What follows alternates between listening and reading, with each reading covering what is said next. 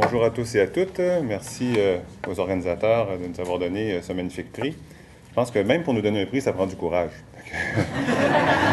Parce que c'est assez polémique. Tu sais, on ne va pas planter des fleurs, puis des pots, puis gentil avec tout le monde.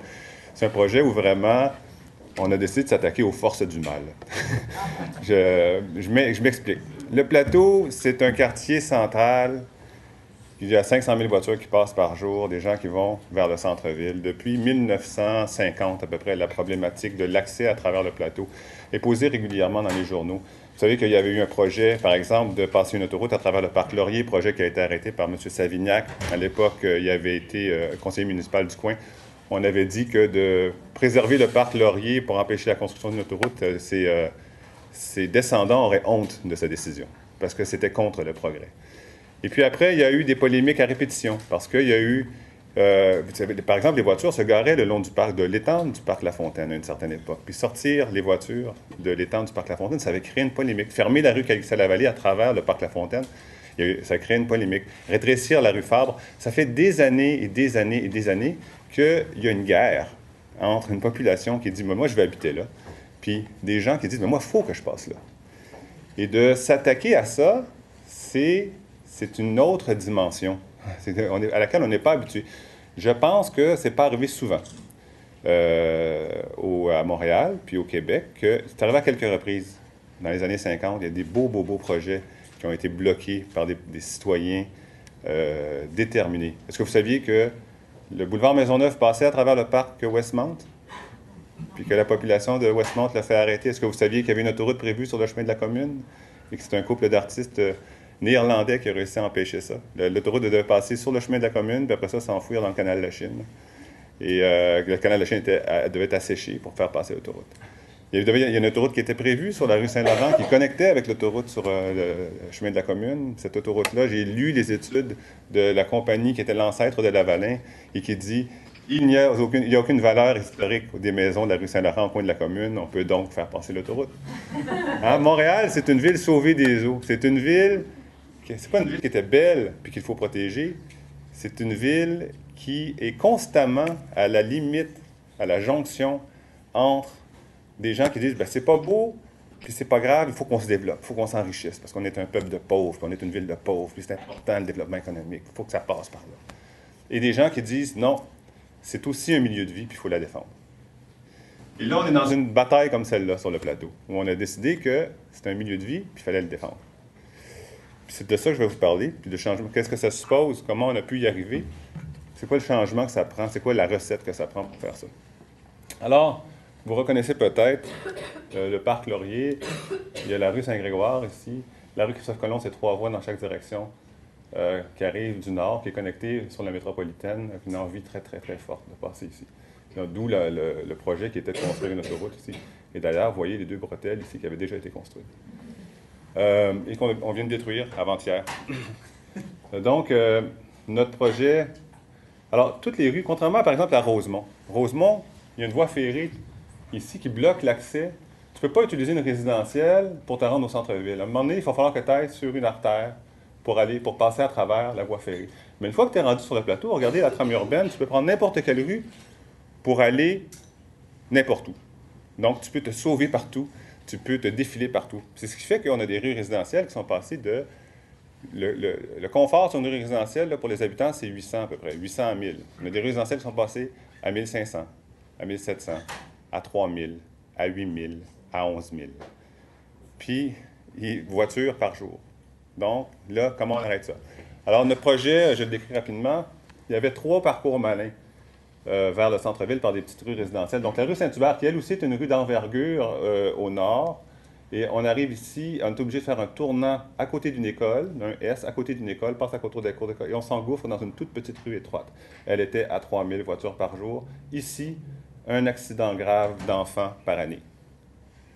Deuxième parcours, tu pouvais passer par Saint-Grégoire, tu arrives précédemment, tu tournes Saint-Grégoire, tu t'engages sur la rue Berry, tu passes juste à côté de l'entrée scolaire ici.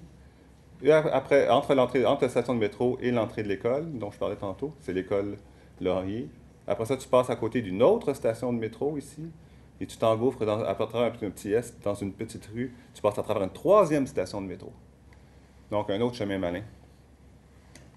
Évidemment, il y a celui-là, le fort connu, le chemin de Christophe Colomb. Moi, je l'ai pris toute ma vie, ce chemin-là, puis vite en plus, parce que j'habitais dans le nord de la ville, je prenais Christophe Colomb. Tu tournes autour du parc, t'engouffres sur Christophe Colomb, il était rendu à 8000 voitures par jour. Et donc, ça nécessitait, on s'est dit, on veut empêcher ces 3 parcours-là. Première chose qu'on veut faire. Deuxième chose qu'on veut faire, on veut une piste cyclable sur la rue Laurier.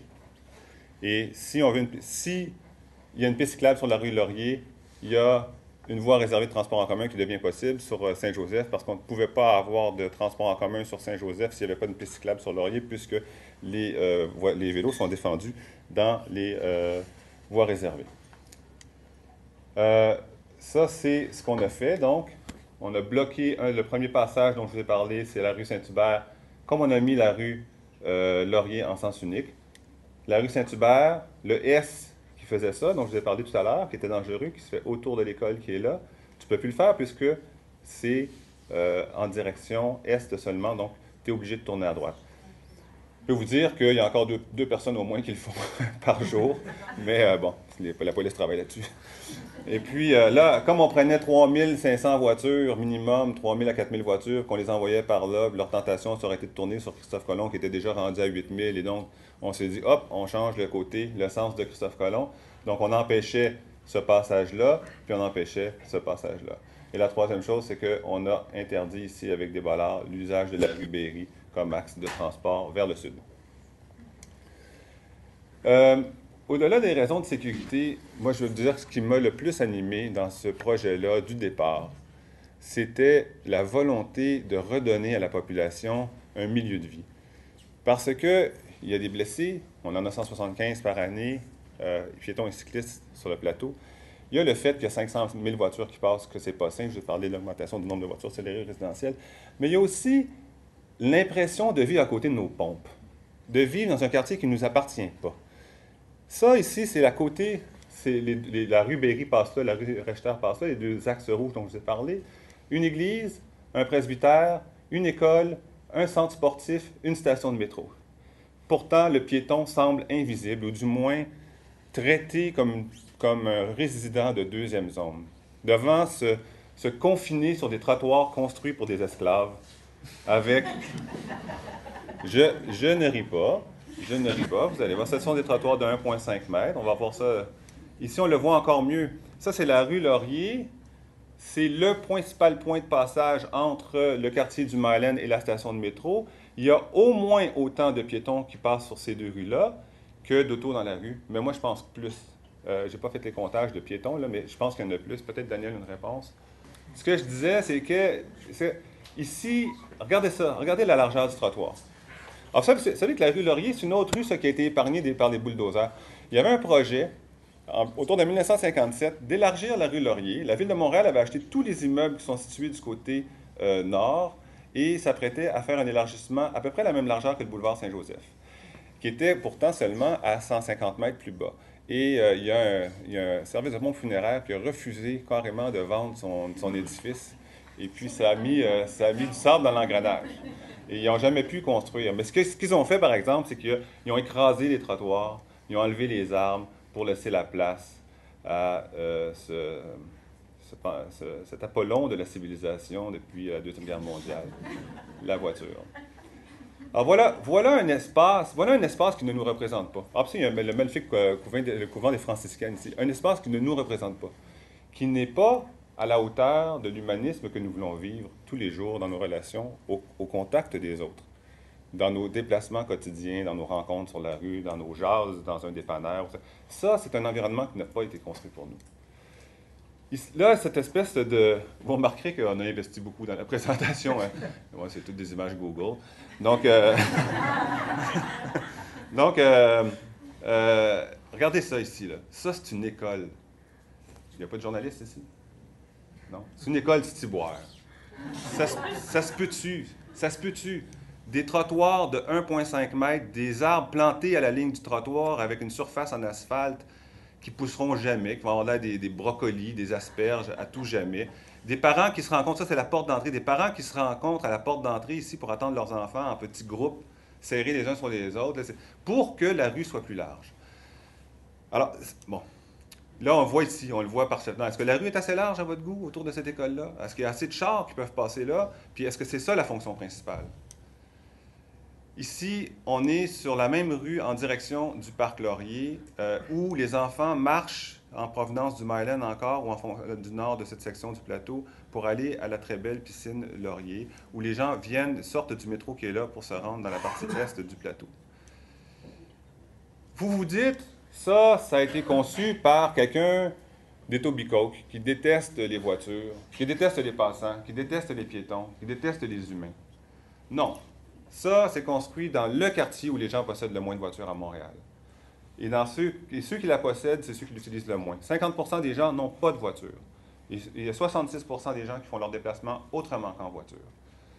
Et donc, les élus qui représentent ces gens-là ont des valeurs positives depuis des années, ont des valeurs progressistes depuis des années. Ce ne sont pas des amoureux de la voiture.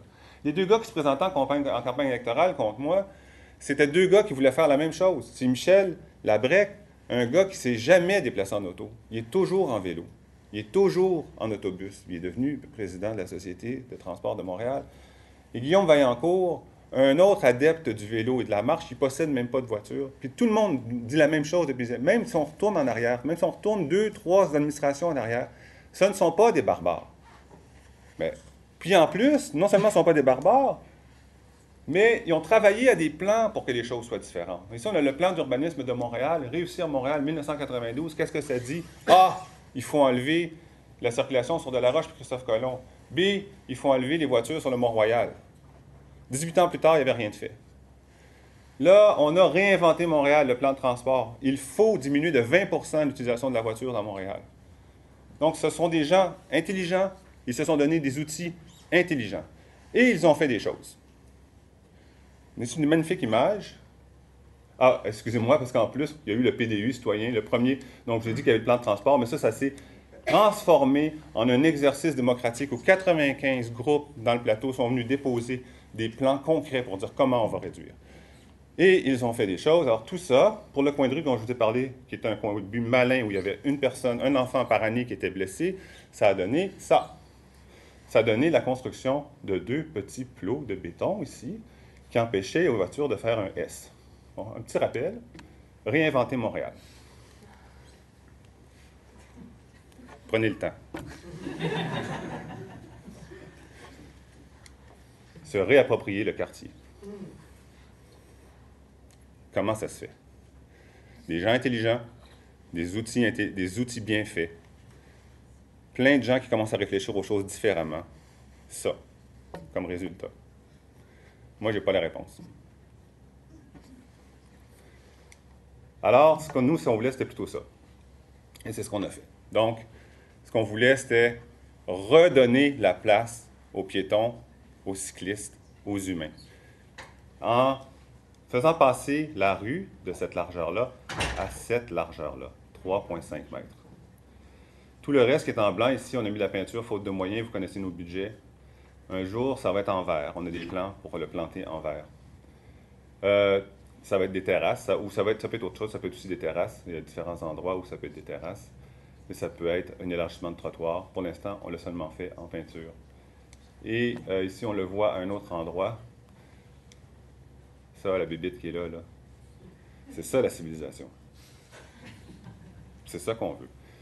Et il fallait, je recule, il fallait beaucoup, beaucoup plus que ça pour arriver à redonner la civilisation à ce quartier, à ce bout de quartier-là.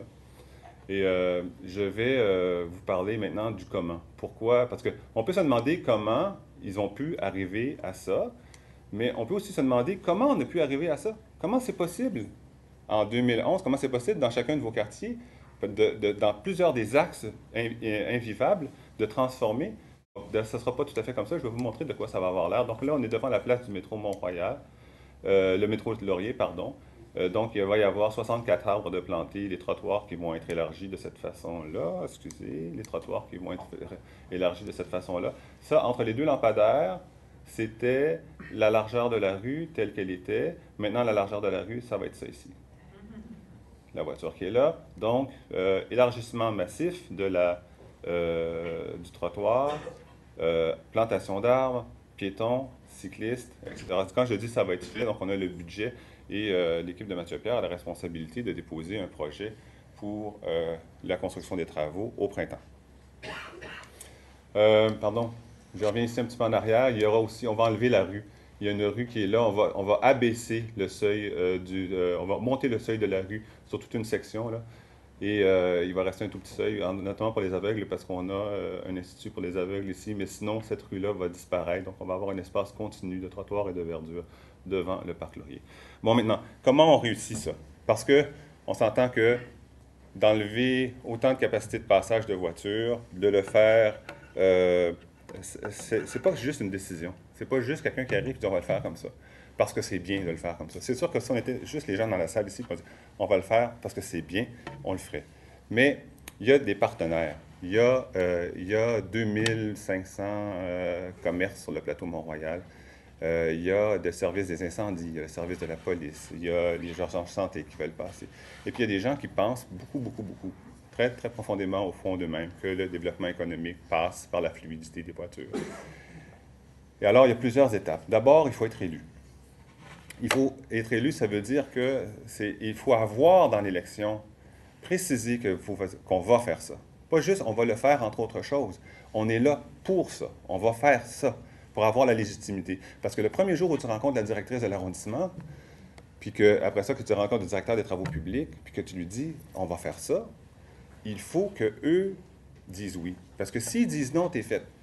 Un directeur d'arrondissement puis une directrice générale d'arrondissement, là, ils ont des pouvoirs étendus. Nous, on est des élus. On propose des choses. Eux peuvent multiplier les études, peuvent multiplier les entraves, peuvent multiplier les délais. On n'a pas d'argent, on n'a pas de budget. Il faut qu'ils soient convaincus que ça passe par là, puis que tout le monde veut ça. C'est la première chose. Il faut que les partenaires soient intelligents. Parce que ça, contrairement à ce qui a été dit, mettons, dans le Journal de Montréal, ça a été fait aussi avec la Ville-Centre. Il fallait qu'à la Ville-Centre, des gens intelligents, des gens allumés, qui disent ben moi, je suis d'accord avec ça. Je pense que c'est possible. On l'a fait en partenariat aussi avec les pompiers. Les pompiers ont dit si tu nous fais ça, puis ça, on est d'accord. Il fallait le faire en partenariat avec les policiers. Et après ça, il y a une autre étape qui est l'étape de la conception. Puis à l'étape de la conception, parce que c'est l'idée générale. Après, il y a la conception fine. Dans la conception fine, là, tu donnes ton projet à des ingénieurs. Si les ingénieurs ne sont pas convaincus, ils vont te revenir avec un projet qui ne correspond pas à ce que tu veux. Ils vont trouver le moyen de te dire que c'est impossible de faire ce que tu veux. Il faut que, donc, à tous les niveaux, au niveau de la direction générale, au niveau des partenaires, au niveau des artisans, il y ait des gens allumés qui partagent les mêmes valeurs. Ça prend des décennies à arriver à ça. Puis c'est des événements comme aujourd'hui qui créent ça. C'est les 15 années de sensibilisation du CRE. C'est la sensibilisation qui s'est faite, par exemple, autour de l'AMT, autour du service des transports actifs de la Ville de Montréal, qui a créé tous ces partenaires, tous ces personnages qui, à un moment donné, tu ne le sais pas, mais leur sensibilisation augmente, puis à un moment donné, tu leur déposes un projet, tu dis « Ouais, moi, ça me tente. » Parce que s'ils ne disent pas « Moi, ça me tente », ça ne marchera pas. Parce que j'en ai vu des projets qui étaient bien conçus par les élus, puis à un moment donné, ou par les planificateurs, puis à un moment donné, quand ça a été réalisé, tu dis « Oups, c'est pas ça qu'on voulait. Oui, mais il a fallu rajouter une voie. » Avenue Parc, Avenue des Pins, là, tout le monde est content qu'on ait enlevé l'échangeur. Mais à la dernière minute, le service des transports de la Ville de Montréal a fait ajouter une voie de chaque côté. Puis on dit en plus, la piste cyclable qui devait être dans la rue, on va la mettre dans le parc. Puis ça, c'en est un exemple de projet, je peux vous en nommer 10. Des exemples de projets où des ingénieurs réussissent à faire valoir une vision différente de celle de l'humanisme parce qu'il y a des vrais besoins de tout le monde. Les gens veulent passer, il y a de la congestion, il y a des commerces qui veulent de l'accessibilité. Et ils sont sensibles à tout ça, puis ils produisent des choses qui sont différentes de la vision initiale. Après ça, dans l'étape de la conception, donc, il fallait que les gens conçoivent, et là, c'est là que je salue Annie Lambert, il fallait que les gens conçoivent, Mathieu Pierre, conçoivent quelque chose qui était... Parce que, attends, je vais vous montrer ça, hein, un petit détail. Regardez ici, on a enlevé le stationnement de ce côté-là, on a enlevé une partie du stationnement de ce côté-là, puis on a enlevé une voie de circulation. On n'a pas juste enlevé une voie de circulation. Le détail aurait pu être bien différent si on avait dit, quelqu'un avait dit, ah, ben là, il faut garder le stationnement là, parce que là, il y a des commerces, puis ils vont crever. Ça aurait été complètement différent comme projet. Ici, il y a une église. Il y a une église qui est là. Elle perd tout son stationnement, 30% de la quête. Il était à 240, et on a perdu 80$ par dimanche. Le curé Anctil, il a donné son appui à ce projet-là. Fait que ça prend... Il n'y a pas un élu qui a du courage puis qui gonfle le torse. Il y a plein d'acteurs dans l'appareil puis dans les partenaires qui collaborent. Mais il faut quand même tenir le cap, parce qu'après ça est venue la tempête. Et dans la tempête, je peux vous dire une chose, les gens disent « Mon Dieu, Luc, t'es tough puis t'es courageux, t'as pas reculé. » Moi, j'aurais reculé demain matin si j'avais pas eu les appuis que j'ai eus. D'abord, il y a l'équipe autour du maire, il y a l'équipe des élus, il n'y en a pas un sur 7 qui a dit là, on recule. Mais à 40 courriels par jour, puis avec des téléphones de ta mère puis de ton cousin, tu te dire qu'est-ce que vous avez fait là, d'envie de reculer des fois. Mais il n'y en a pas un des 7. Il n'y en a pas un des 7 qui a reculé. Après ça, il y a l'équipe de direction aussi, qui n'a pas reculé, qui a continué à avancer. Après ça, il y a les partenaires, il y a eu la Ville-Centre, il y a eu le service de transport actif, puis il y a eu tous ces gens-là qui sont allés sur les blogs de Radio-Canada, qui sont allés sur les blogs de TVA, qui sont allés partout, partout, qui disaient non, moi j'y crois, non, moi j'y crois, non, moi j'y crois, parce que sans ça, on a reculé. Donc, un changement, c'est un changement de culture. Et ce que je vous dis, c'est qu'on est prêt à ça. On en a fait la démonstration. La société québécoise, la société montréalaise est prête à ce changement-là. Il faut juste qu'on leur donne les propositions. Ça, c'était la proposition de 2009. Ça, c'est la proposition de 2011. Entre les deux, il y a une révolution. On est prêt pour le changement.